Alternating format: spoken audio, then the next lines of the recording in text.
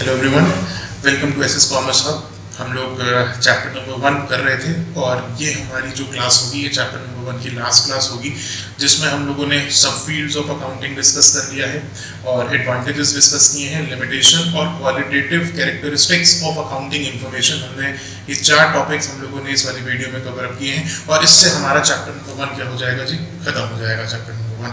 इसके बाद फिर हम लोग नेक्स्ट चैप्टर स्टार्ट करेंगे, basic accounting terms.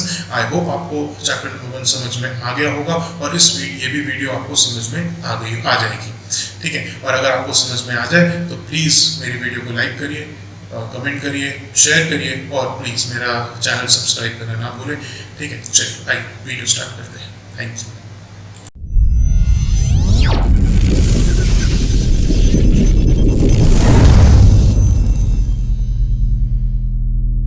Hello everyone, हम लोग क्लास 11 की अकाउंट्स कर रहे थे और चैप्टर नंबर 1 हम लोग का स्टार्ट हो गया था और काफ़ी कुछ हम लोगों ने चैप्टर नंबर 1 में डिस्कस कर भी लिया था। आज जो हम लोगों का मेन टॉपिक जो हमें डिस्कस करना है उस टॉपिक का नाम है टाइप्स और सबफील्ड्स ऑफ अकाउंटिंग। कौन सी ब्रांचेस हैं अकाउंटिंग की, हम लोग को वो स्टडी करना है। तो पहली जो हम लोग ऑलरेडी अभी इस समय जो पढ़ रहे हैं वो पहली ब्रांच है जो हम लोग पढ़ रहे हैं, that is financial accounting. Financial accounting में क्या है, फाइनेंशियल अकाउंटिंग में हम लोग क्या करते हैं, हम लोग प्रॉफिट एंड लॉस और अपनी फाइनेंशियल पोजीशन को फाइंड आउट करते हैं। जितना भी हम लोग ट्रांजैक्शन कर रहे हैं, जो भी बिजनेस ट्रांजैक्शन कर रहे हैं, उसको एकदम सिस्टमैटिकली रिकॉर्ड करने के बाद हम उससे क्या फाइंड आउट करते हैं, अपने पूरे साल का प्रॉफिट और जो हमारे प्रॉफिट या लॉस या जो भी हमारे पास जो भी हमारी फाइनेंशियल पोजीशन है, वो सारी चीजें हम किस में फाइंड आउट करते हैं, फाइनेंशियल अकाउंटिंग में फाइंड आउट करते हैं। फिर हमारे पास कॉस्ट अकाउंटिंग आती है। कॉस्ट अकाउंटिंग में हम लोग क्या करते हैं, कॉस्ट अकाउंटिंग में हम लोग cost per unit find out करते हैं कि अगर हम कुछ भी मैन्युफैक्चरिंग कर रहे हैं तो उस मैन्युफैक्चरिंग करते समय या प्रोडक्ट बनाते समय हमको कितनी कॉस्ट पर यूनिट आ रही है, एक यूनिट को बनाने में हमारी कितनी कॉस्ट आ रही है, वो हमको कौन हेल्प करता है, कॉस्ट अकाउंटिंग फाइंड आउट करने में हमारी हेल्प करता है। फिर हमारे पास आती है एक मैनेजमेंट अकाउंटिंग। मैनेजमेंट अकाउंटिंग क्या होता है, हम अपनी मैनेजमेंट को ऐसे ये किस लिए होता है कि तुम मैनेजमेंट है हमारी, हम मैनेजमेंट को ऐसे तरह से अपने अकाउंट बना के दें कि मैनेजमेंट जो है उसमें से जो मेन चीजें हैं वो सब निकाल के अपने जो बिजनेस है उसके ऑपरेशंस को सही से कर पाए, वो हम लोग मैनेजमेंट अकाउंटिंग करते हैं। मतलब हम इस मैनेजमेंट अकाउंटिंग में क्या करते हैं, इससे मैनेजमेंट क्या करती है, मैनेजमेंट को एक तरह से असिस्टेंस मिलती है। किस चीज की असिस्टेंस मिलती है, ताकि वो हमारे बिजनेस ऑपरेशंस को सही से कर पाए, जो भी हमारा बिजनेस चल रहा है उसको हम सही से मैनेज कर पाए, हमारा मैनेजमेंट, इसलिए हमारी मैनेजमेंट अकाउंटिंग की जाती है। इसमें जो है हमारे पास जो मेन चीजें हैं वो रेशियो एनालिसिस है, ये हम लोग क्लास 12 में पढ़ेंगे, कैश फ्लो स्टेटमेंट है, ये सारी चीजें बनाई जाती हैं। ये दोनों चीजें जो है हमारे पास कहाँ पे मिलेंगी, हमको क्लास 12 में मिलेंगी हमको। फोर्थ टाइप की है हमारे पास टैक्स अकाउंटिंग। टैक्स अकाउंटिंग क्या करती है, टैक्स अकाउंटिंग हम लोग किस लिए करते हैं, हम अपने टैक्सेस फाइंड आउट करने के लिए कि हमारे टैक्सेस कितने आ रहे हैं। जैसे हमारा जो इनकम टैक्स है उसको फाइंड आउट करने के लिए हम टैक्स अकाउंटिंग करते हैं, जीएसटी आ गया है, गुड्स एंड सर्विस टैक्स आ गया है, तो उन सब चीजों को फाइंड आउट करने के लिए हम क्या करते हैं, हम टैक्स अकाउंटिंग करते हैं। फिर हमारे पास जो पांचवी फील्ड है या पांचवी ब्रांच है जो अकाउंटिंग की, जिसको हम बोल सकते हैं, वो है हमारी सोशल रिस्पॉन्सिबिलिटी अकाउंटिंग।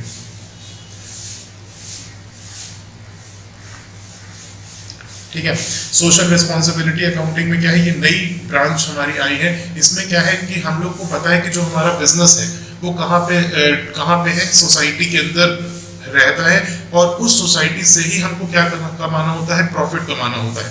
तो बिजनेस की भी एक ड्यूटी बनती है कि सोसाइटी को कुछ फायदा पहुंचाए, जैसे जो एम्प्लॉयमेंट है, एम्प्लॉयमेंट जनरेशन करे, एनवायरनमेंट को हार्म ना करे, और जो अच्छी क्वालिटी के प्रोडक्ट्स हैं वो कस्टमर्स को प्रोवाइड करे, वो सोसाइटी को प्रोवाइड करे। तो कुछ ऐसी चीजें हैं जो कि सोशल रिस्पॉन्सिबिलिटी में चली जाती हैं।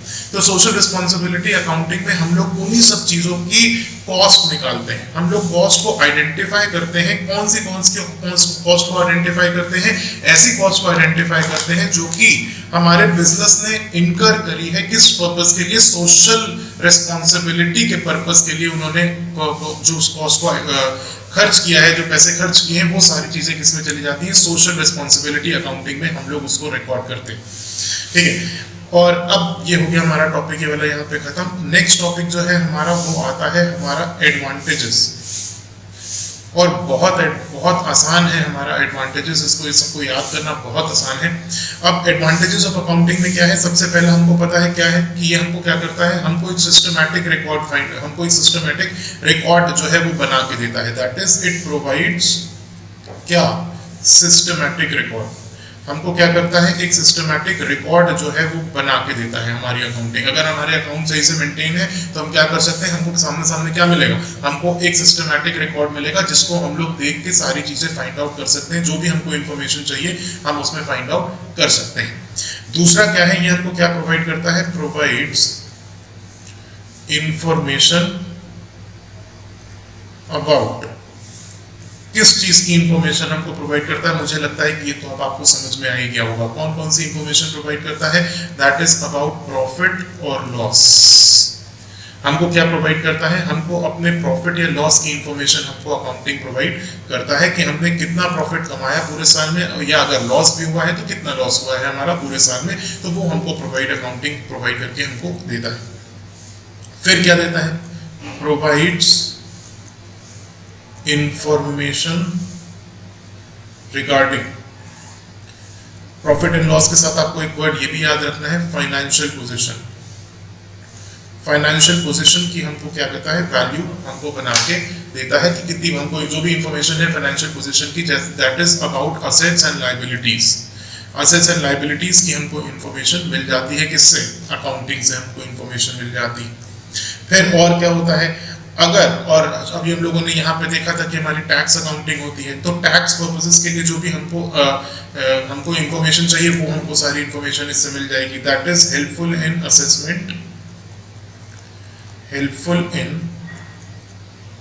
असेसमेंट, ऑफ टैक्स लायबिलिटीज, कि कितनी हमारी टैक्स लायबिलिटी बन रही है, कितने प्रॉफिट पे हमको कितना टैक्स देना है, वो सारी की सारी इंफॉर्मेशन हमको अकाउंटिंग से मिल जाएगी।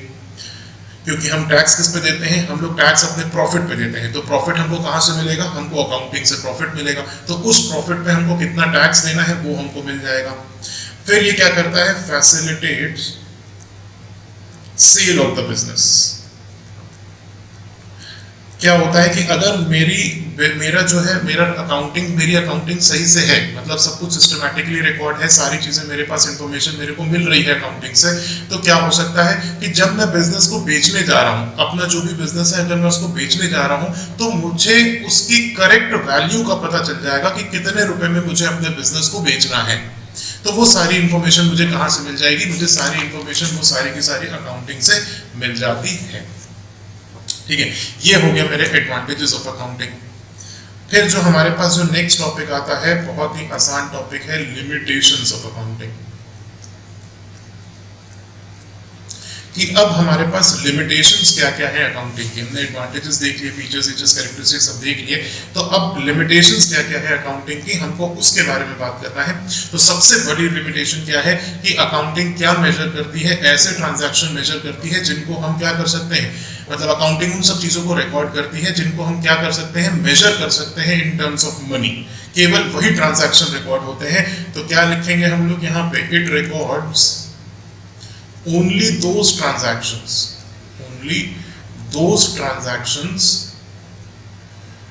which can be measured in terms of money,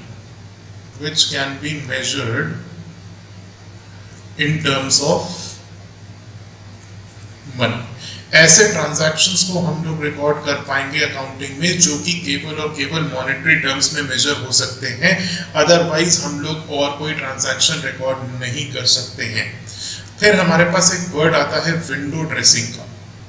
अब इसमें क्या है, विंडो ड्रेसिंग में क्या होता है कि देखो क्या होता है कि जब हम अकाउंटिंग करते हैं तो कभी कभी क्या होता है, जो मैनेजमेंट होती है हमारे बिजनेस को अच्छा दिखाने के लिए वो अपने प्रॉफिट्स को इंक्रीज करके दिखाती है। जैसे अगर मान के चलो मेरा प्रॉफिट अगर 20,000 आ रहा है तो क्या करेगी, वो इनकम ज्यादा दिखा के वो क्या करेगी, प्रॉफिट ज्यादा दिखाएगी, ताकि लोगों को मेरी अकाउंट जो है वो अच्छी लगे, उनको लोगों को लगे कि मेरा बिजनेस अच्छा चल रहा है, तो मुझे क्या करे, मुझे इन्वेस्टमेंट और मिलेगा। अगर सब लोगों को ये लगेगा कि मेरा बिजनेस अच्छा चल रहा है तो वो लोग मेरे बिजनेस में इन्वेस्ट करना चाहेंगे, मेरे बिजनेस के साथ कनेक्शन जोड़ना चाहेंगे। अगर डेटर्स, अगर मेरे क्रेडिटर्स हैं, मुझे मान के चलो अगर उधारी पे सामान चाहिए तो मैं उनको फाइनेंशियल पोजीशन दिखाऊंगा, तो उनको अगर मुझे मेरी फाइनेंशियल पोजीशन अच्छी लगेगी तो वो लोग क्या करेंगे, मुझे उधारी पे सामान देंगे। तो एक ये लिमिटेशन आती है कि इसमें क्या होता है कि हम कभी कभी क्या होता है, मैनेजमेंट जो है अकाउंटिंग को बहुत गलत तरीके से यूज करती है।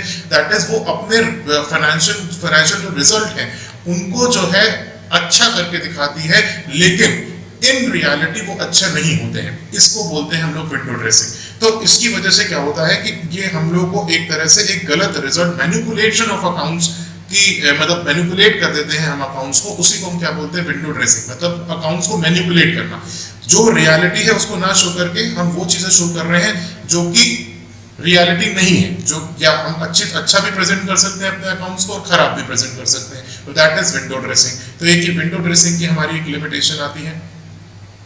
फिर हमारे पास एक तीसरी लिमिटेशन आती है, वो ये है कि अकाउंटिंग जो है वो प्राइस लेवल के चेंजेस को नहीं लेके चलता है, वो इग्नोर करता है प्राइस लेवल चेंजेस को। That is it ignores price level changes. Price level changes इसका मतलब क्या है? इसका मतलब ये है कि मान लेते हैं, देखो जैसे मैंने अपना कोई असेट खरीदा, मैंने मान के चलो कोई फर्नीचर खरीदा, मैंने फर्नीचर खरीदा 10,000 रुपए का।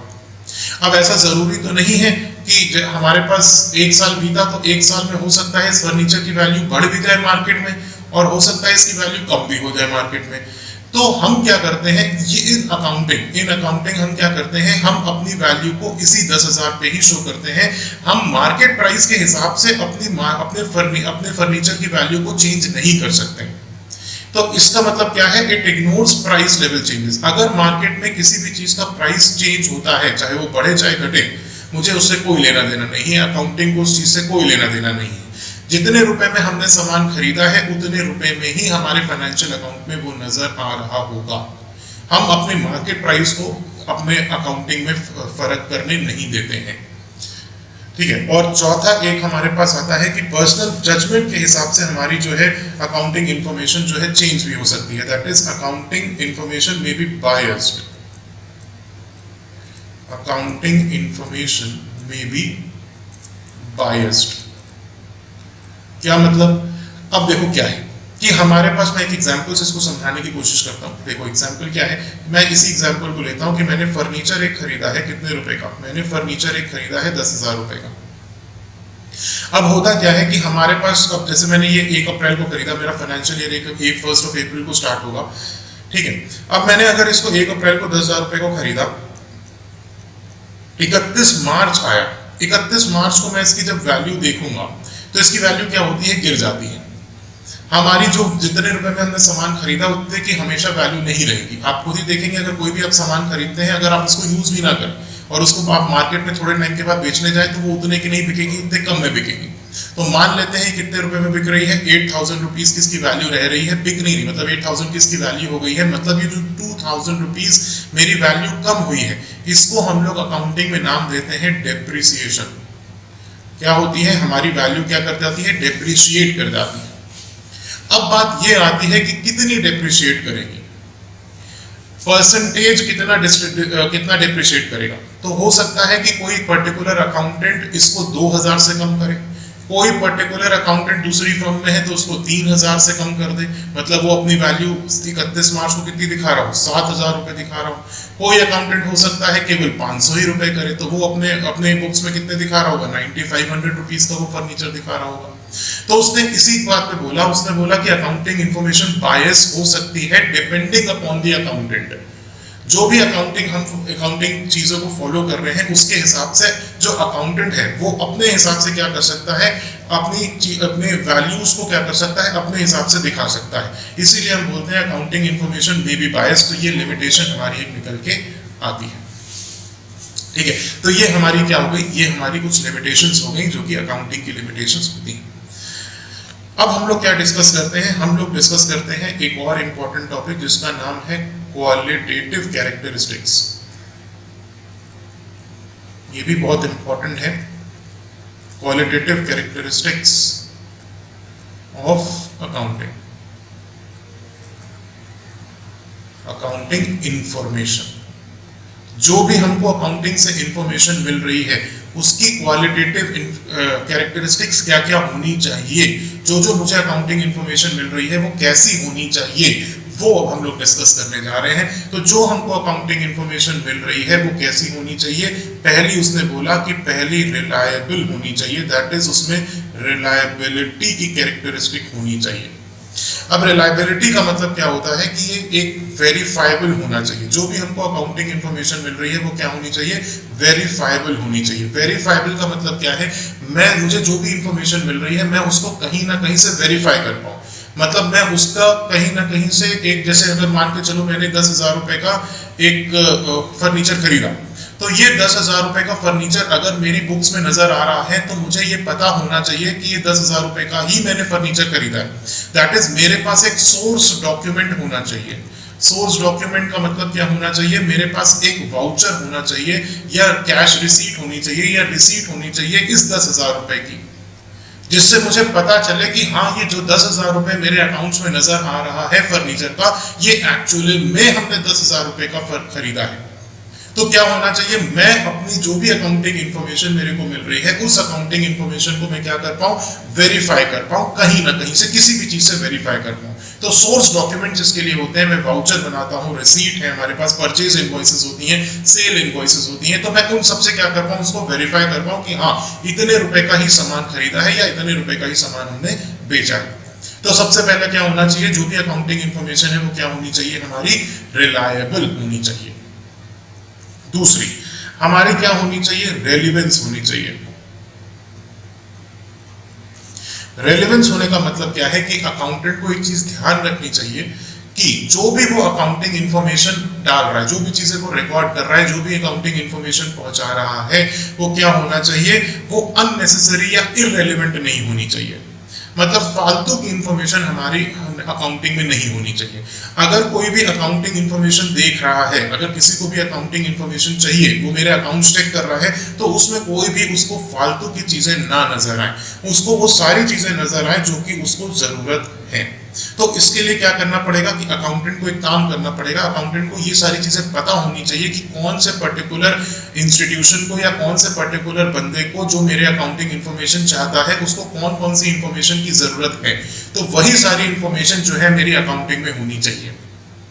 तो ये हो गया हमारे पास रेलेवेंस कि हमारी अकाउंटिंग इंफॉर्मेशन है वो रेलेवेंट होनी चाहिए, इररेलेवेंट नहीं होनी चाहिए। कोई भी फालतू की इंफॉर्मेशन हमारी अकाउंटिंग में हमको ना मिले। तीसरा, अंडरस्टैंडेबिलिटी।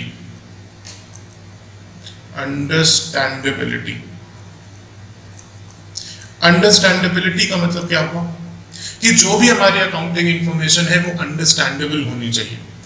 एक ऐसा बंदा जिसको अकाउंट्स के बारे में कुछ नहीं पता, वो भी हमारी अकाउंटिंग इंफॉर्मेशन को समझ पाए, ऐसी अकाउंटिंग इंफॉर्मेशन प्रेजेंट होनी चाहिए।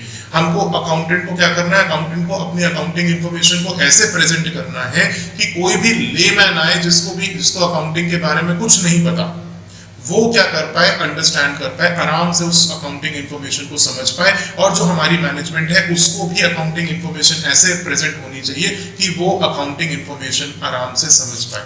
क्योंकि अगर वो अकाउंटिंग इंफॉर्मेशन आराम से समझ पाएगा तो ही उसका टाइम भी बच जाएगा, मैनेजमेंट का भी टाइम बचेगा। और जो चाहता है मेरी अकाउंटिंग इंफॉर्मेशन को देखना और उसको सामने सब चीजें अच्छे से समझ में आ रही हैं, तो वो भी क्या करेगा, उसके लिए भी वो चीज एक फायदेमंद होगी। तो हमारी क्या होनी चाहिए, अंडरस्टैंडेबिलिटी होनी चाहिए हमारी अकाउंटिंग इंफॉर्मेशन में। चौथा क्या होना चाहिए, मेरे पास कंपेरेबिलिटी। क्या होना चाहिए, कंपेरेबिलिटी। कंपेरेबिलिटी का मतलब क्या है कि हमारी अकाउंटिंग इंफॉर्मेशन क्या होनी चाहिए, कंपेरेबल होनी चाहिए। कैसे कंपेरेबल होनी चाहिए? जब भी हम अपने अकाउंटिंग इंफॉर्मेशन प्रेजेंट करें तो उसमें पास्ट की फिगर और प्रेजेंट की फिगर दोनों होनी चाहिए।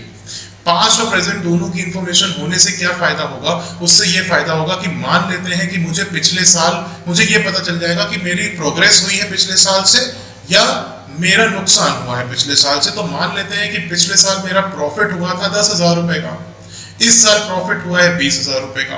तो इसका मतलब क्या हुआ? मैं अपनी इंफॉर्मेशन को कंपेयर करके ये पता लगा पा रहा हूं कि मेरा करंट ईयर में क्या हो गया है, 10,000 का प्रॉफिट हुआ है। और अगर मेरा लॉस हुआ होता, मान लो 10,000 रुपए का इस साल प्रॉफिट है, इस साल मतलब पिछले साल प्रॉफिट था और इस साल मैंने केवल 5,000 रुपए प्रॉफिट कमाया है, तो इसका मतलब क्या है कि करंट ईयर में मैंने क्या किया है, 5,000 रुपीज का लॉस हो गया है मेरा, मैंने 5,000 रुपए कम कमाए। तो इसके रीजन हम लोग फाइंड आउट कर पाए। अगर इंफॉर्मेशन कंपेरेबल नहीं होगी, अगर मैं किसी चीज से कंपेयर नहीं कर पाऊंगा तो मुझे पता ही नहीं चलेगा कि मैं आगे बढ़ा हूं कि मैं पीछे हो गया। तो क्या होना चाहिए? मेरी कंपैरेबिलिटी होनी चाहिए।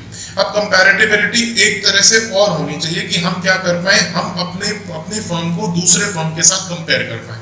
मतलब हम अपनी तो इंफॉर्मेशन पिछले साल से कंपेयर करें, साथ साथ हम अपनी इंफॉर्मेशन जो फाइनेंशियल इंफॉर्मेशन जो अकाउंटिंग इंफॉर्मेशन है वो हम दूसरी फर्म के साथ भी क्या कर पाए, कंपेयर कर पाए, ताकि हमको पता चले कि हम दूसरी फर्म से अच्छे हैं कि दूसरी फर्म से खराब है।